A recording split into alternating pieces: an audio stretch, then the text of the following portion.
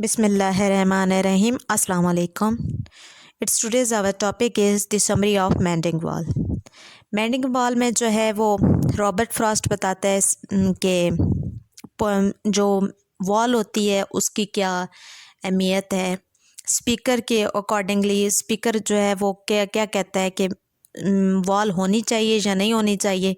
और वो एक साथ ही उसके एक नेबर है, वो फार्मर है, तो उसकी कहानी जो है वो स्पीकर के थ्रू ही उसकी बातें पता चलती हैं कि वो क्या कहता है, उसका क्या पॉइंट ऑफ व्यू है। तो ये जो है स्पीकर है उसका अपना ऑर्चर्ड है एप्पल का, और जो उसका साथ ही नेबर है फार्मर, उसका पाइन का ऑर्चर्ड है।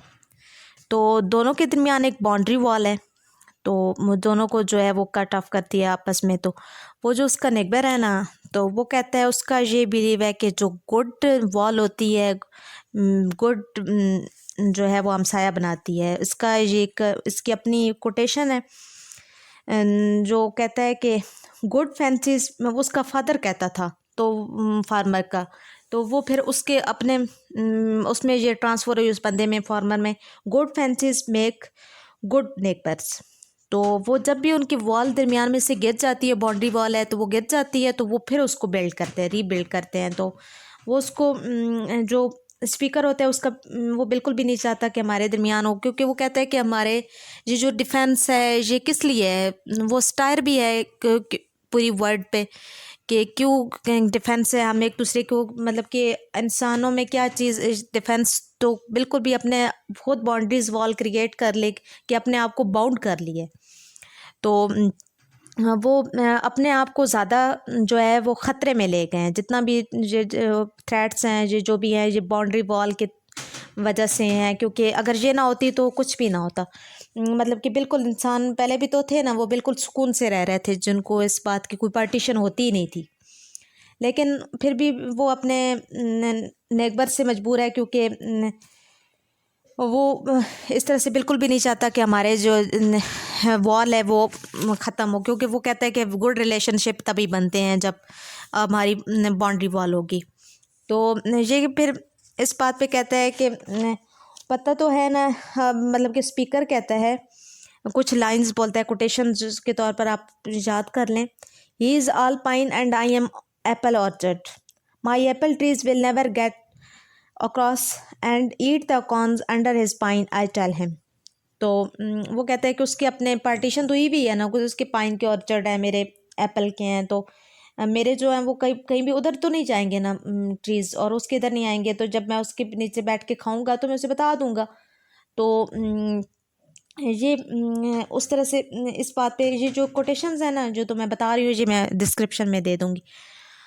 फिर इस बात पे ये मॉडर्न वर्ड पे भी स्टायर करता है कि ये हमने क्या बना लिया है अपने लिए, खुद ही जो है वो लिमिटेशंस क्रिएट करके तो अपने आप को बहुत ही बाउंड कर लिया है। मतलब कि अब कंट्रीज़ का है कि इस कंट्री में जाने के लिए, दूसरे एक कंट्री से दूसरे में जाने के लिए वीज़ा की ज़रूरत होती है, तो वो सब कुछ पासपोर्ट वगैरह, तो वो जो है उस पर भी स्पीकर स्टायर करता है। वो कहता है कि जितना इंसान जो है मॉडर्न वर्ल्ड जो है वो मॉडर्न मैन, जितना भी बजट है आधे से ज़्यादा वो चला जाता है, फोर्सेस ले लेती हैं, तो वो वेपन्स वगैरह क्रिएट कराने में, अपना डिफेंस जो है वो उसको और ज़्यादा स्ट्रॉन्ग करने के लिए, मतलब कि इस बात पे लग जाता है। तो अगर हमने ये खुद ही इंसानों ने बनाया हुआ है ना कि दूसरा जो है कोई अटैक ना करते, तो हर बंदा अपनी अपनी जगह पे रहता रहे ना, तो दूसरों के साथ वो कोई ना कुछ ना करे।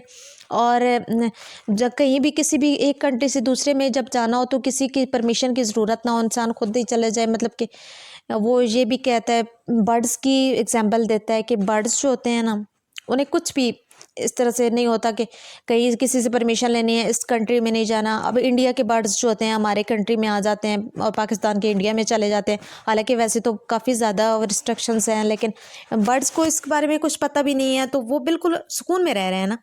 तो हमने अपने लिए खुद जो है, और एनिमल्स में भी होता है कि वो कोई उन वेपन्स वगैरह उनके पास नहीं होते, तो वो ये नहीं है कि उस कंट्री के जो हैं वो उनके साथ हमारे तो सर्कमस्टांसेस जो हैं वो बहुत ही ख़राब हैं, तो कहीं वो अटैक ना कर दें हम पे, तो हमें अपने आप डिफेंस के लिए कुछ ना कुछ करना चाहिए। एनिमल्स ऐसा बिल्कुल भी नहीं सोचते, वो सिर्फ अपने खाने का होता है उनको, और वो सिर्फ वो इसी बारे में सोच रहे होते हैं। ये जो इंसान है जिसने अपने लिए इतना कुछ किया हुआ है, स्पीकर ये कहता है, तो ये कहता भी ठीक है कि इंसान जो है वो इतनी ज़्यादा अपने लिए पाबंदियाँ बनाई हुई हैं, तो अपने आप को करता है कि कोशिश करता है कि मैं अपने आप को बहुत ही स्ट्रॉन्ग कर लूँ, मतलब कि अपने आप को बिल्कुल हर तरफ से डिफेंस में हो, लाइक डिफेंड कर लूँ। लेकिन इस बात पे वो कभी सेटिस्फाई नहीं होता, वो उसको हर वक्त यही ख़तरा होता है कि सेटिस्फाई, मतलब कि मैं मुझे जो है ना कोई आके मुझ पर अटैक ना कर दे, वो कभी भी सेटिस्फाई नहीं रहता।